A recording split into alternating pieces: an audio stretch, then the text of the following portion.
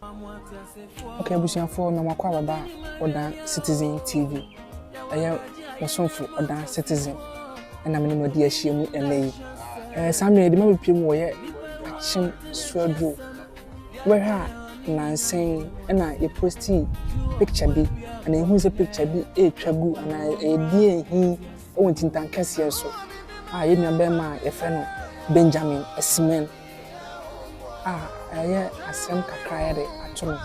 Ye nua be me yare bi abetina no so wakọ hospital akese na amakoye nhwehwemu ye se yare na fe no Avascular Necrosis na ansana sa yare ndetime fi so no ese mutimi ye surgery edman sa yare e wo ne waist ne hips no ese etimi ye surgery wo ho na yare ntimi efi so na doctor for be surgery no amse ansana mbetimi ye sa surgery ndi amana no sika mu hia no 1.4 billion ekeka ko almost 1.5 billion say sika na enua be ma Benjamin Asimeng ehia ansana yetimi aye surgery no amana ho atono krakra eti ate no na yetu anamon abaye nua Benjamin chen say eni be twetwe nkomo na ye hu sibia asem na nkasa ye de etie enti anja ne be koye nua be ma Benjamin chen na ye ne no atwetwe nkomo nua ben so me mi nkasa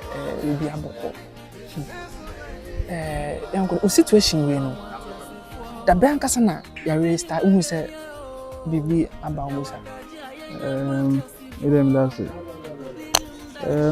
na mawaka be around 2024 na if 2020 year ana break akra ejuma sem ya overtime ni ade enti as a break akra na mde call hospital ti me recover na me call for medical review ni ade ya doctor yin was me from number 20 as within that time na me started me Philippine me right side hip no ti me call na ma complain also ni ade bia no one painkiller me nyame ni no mana e call from kakra enti na me say no afi du baby be 2024 mo na Saturn ja ma apply for school ntina still na ejuma sem ni ade na me yanto na yes me home kakra but ja o show opportunity da ho na wuja ho kekede tina me ko ba sa ti madam for doctor ba ko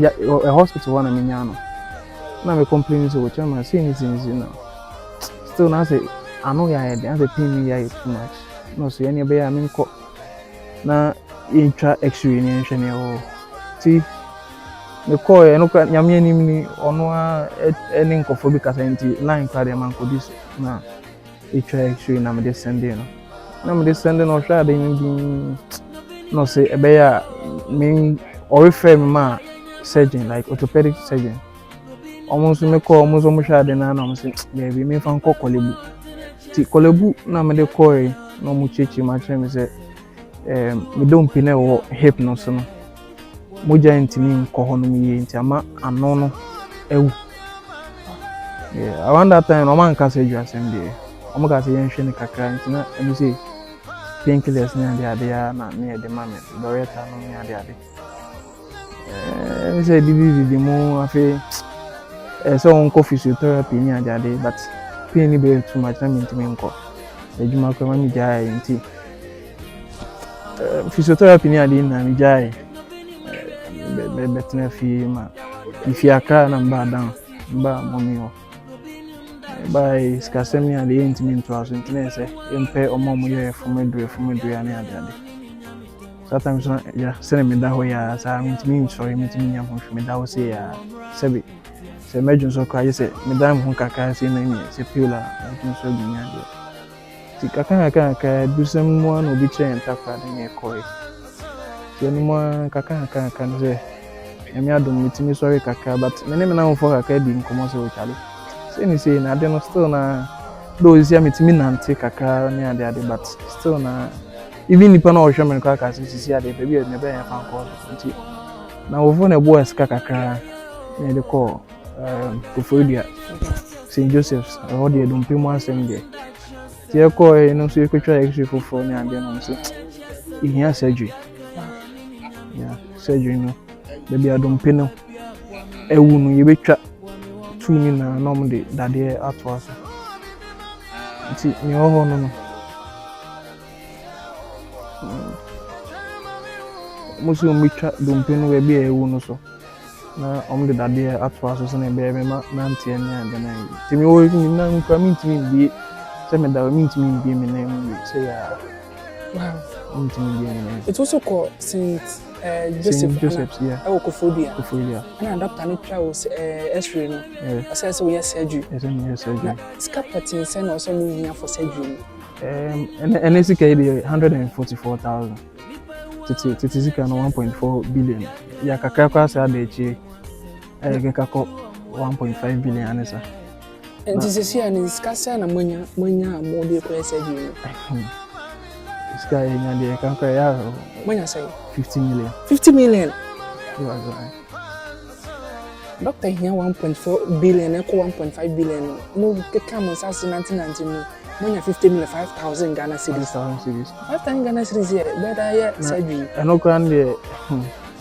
yeko doctor no say surgery no obehia moja akotoa no 2 eno nka 1.4 billion no coaches abu enka 1.4 billion no omo wo bi friend Zima frame enka 1.4 billion no aduane a okwa ubedi enka 1.4 billion no ti eno kwa sika ye different ana after say surgery na we no 1.4 billion be cover for only 14 days after 14 days dress na be edre ma bibia be ye obia na so we need more than 1.5 billion no we say we need be 2 billion be everyone's approximately 2 billion after that in committee we be atwetwa ho e dey cause check up ni sane man na mommy ni papi adwuma be na mommy papi wo hifa papi de pakai bi kaka papi afrim ti aka mommy nko a to ni mommy nko a o sa wo nuane mo ho year 4 oni pani okay o ka first born na senka o ko bibi e de baba bua mommy no na be hwe nuane betwa no na situation say ambassador so sana no ni asem the mommy da adwuma na mommy ye mo tuntun nsuo na drinks na indomie o down station eja o unim dia unim say enya dia asa ska no betimi atua ska ye kan wansem nti doctor sham up to time be say so wanye sa surgery na betimi e de o hawa bre wa sha o time no crane time de on say nemom o say ya anya ni ntama muze ni kan twi baden muscles na ewo na ebe hold the implant ebe weak e ma yentimi krem nti ye kora na still yesabe ye fim ama won dimi na ntikra ebe se ono kra anya na adwuma yi nti the earlier the better so no kan na we ko bae no what made to na mako empenifo wo eya kromi anasa around what made to na yani matu hana mo eja empenifo bi me the letters akokoko ma hom nya ade even mako sumpakra ama ya mi so Sumpa FM Sumpa TV okay but let me say offer unya response ka baby ebi one power from onfa let me say still na that should be one na minyane ntia se we we senior high school anka we be call when admission kra wo University of come University of Technology na antisa nya semiten se eno sa admission in ba 2022 but you say skasem ni ade ntem me dia to nti sene na me kan 2023 de ma ase na me keka adwuma boss ni ade adamfo bi no ja odi na nim ya apply for school or Canada Manitoba wow me ko minya partial scholarship meja na wo hwe home school fees and that whole ne according to same flight tickets ni ade na say bibia on sabeto so say be this kind of bibia onye eja eno ho okoba ni say it unya scholarship na unya admission wo school wa Canada isen ka woko unya admission because of if you ni be mommy you have kan so bo hard work it mean be ka Canada akọ what you say ana yare better so na bibia wow didi bibi abefa menso bibi abeka bibi nya didi won yakopon se empanifu a etina nuanom a mo hwe ina bema Benjamin Asimeng na o kan asem so utimi nya admission kwa wo school bi Canada anka obekọ ite ho hard work ni we adwumaden a wo ye ni papa firi oni mo mi ni anuanom yensa na wo anka obọ modin aso ko betimi nya sikakra nka admission wanya wo school Canada wetimi akọ na ya rewe Avascular Necrosis-Needs abetan so ohia almost 2 billion na ko da ko surgery doctor aka twente so wa me surgery ntama ni Moses na ewe dey week onko surgery ni kwa na empaso bia ye de emaso ite be sadofo enuanu ene bibia a obetimi aboa se eni abema Benjamin Asimeng ye muano na sika wope almost 2 billion and almost 1.5 billion wope no dai kwa surgery am bia kama etimi muano eni abema no bibia ntimi enye kama asat na ye kasa ni almost 1.5 billion no hia onye mu 5,000 50 million pe na ni ma mi omunya ntimi ye sadofo so go hospital almost 1 month in Namoko yeah, almost 1 month. Intimi doctor no ya motenenka say bia mo ba na say doctor no be doctor no be you see Omiha or UK intino I just say scan here ready na ni say secretary say visa na wa free na what years can na fi o ma show date no aba ya ma intimi nante correct na so intimi nante intimi nyame no ko say mitimi tie so kakanka but wait me sorry kakana ya he hallelujah me so muna sorry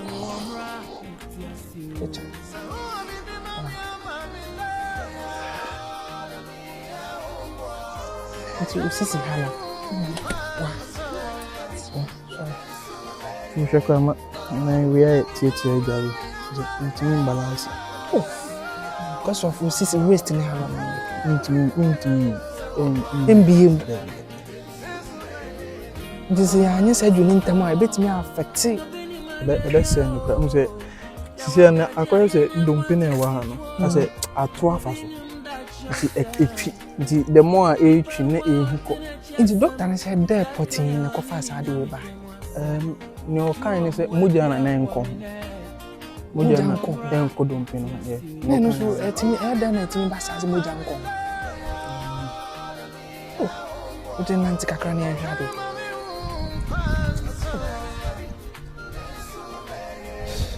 na we u be da nanti akọ long distance so adofo e besere se women kamum na emwo bi a enko na betans kakra emwo bi betimi e de aboa ye nua Benjamin na surgery no ya ye fu ama ne ho atimi atọ no kra ma ye nua no wetimi akoye na dwuma ma bibia aye kama enko na to ye so wa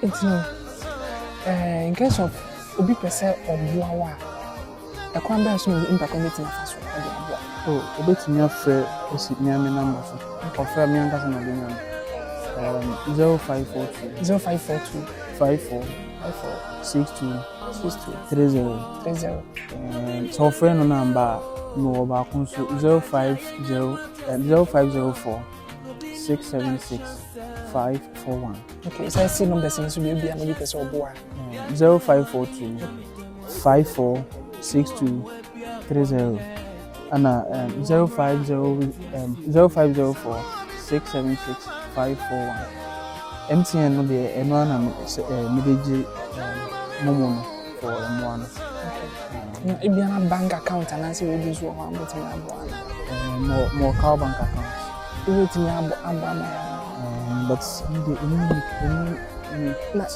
document we near there eno na you call hospital x-ray any home reports. Oh, okay. Any invoice on the mind for surgery.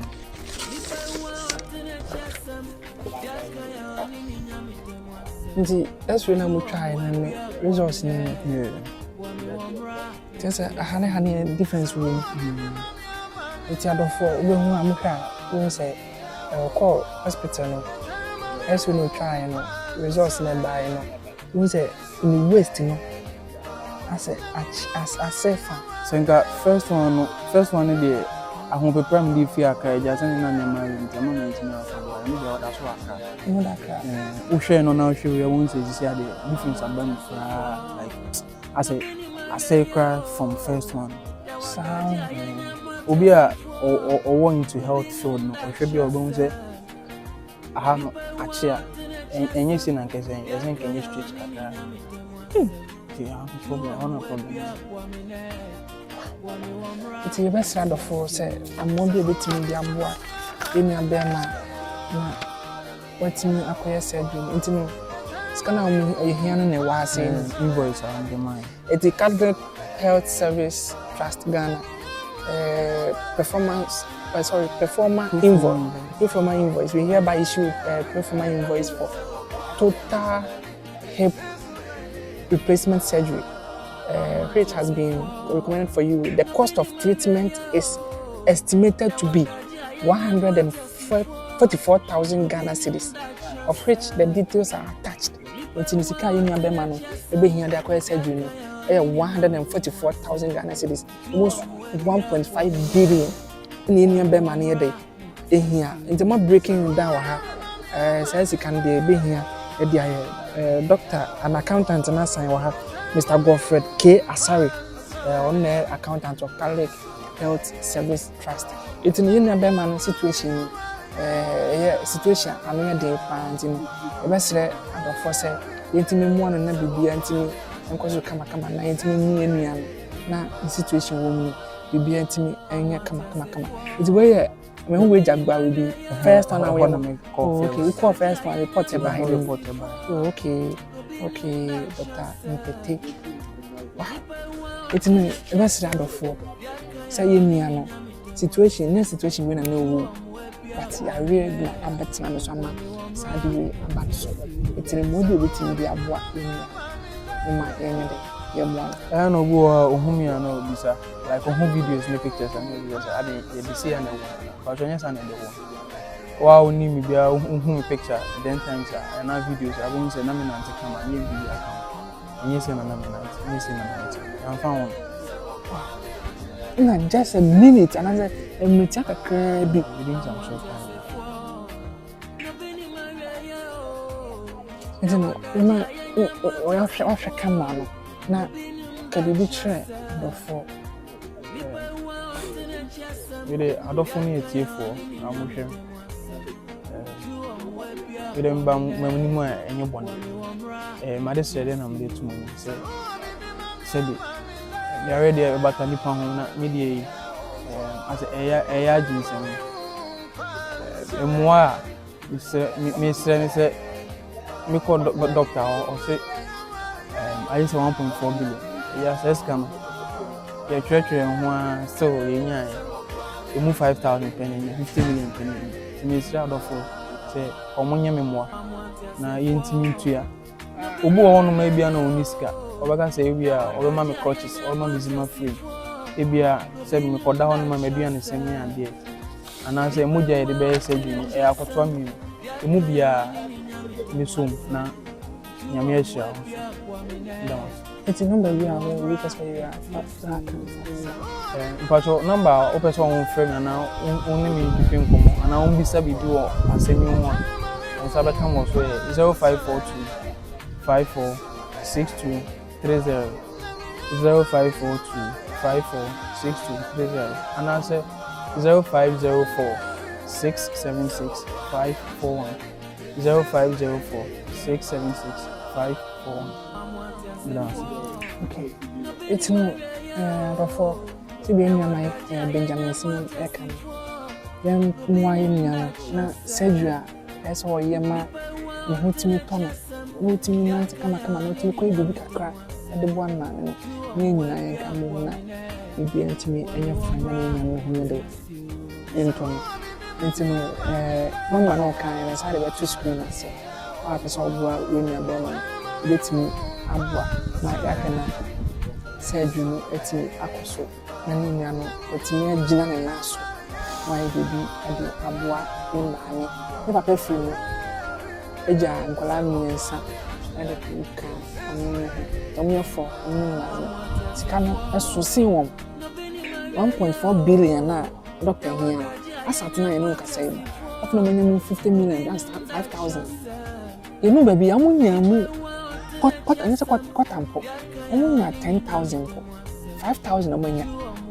It's a mystery. So, when you're in a situation, you need to mean the dinner from 1 million. Send you need to make for Sibia, air affected, and my idea. We are quite said you look at after the infatuation behind it. I'm so it's the best and the force. I am so for a dance citizen. And minimum, it be a shame. Doctor says, more custom for all the social media handles. The videos in go are more like and commenting and more share. And we don't like it.